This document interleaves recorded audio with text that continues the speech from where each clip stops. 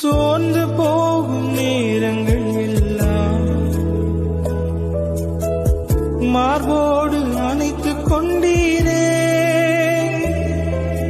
தடுமாறும் வேளையில் எல்லாம் தகப்பன் போல சுமந்து சென்றீரே.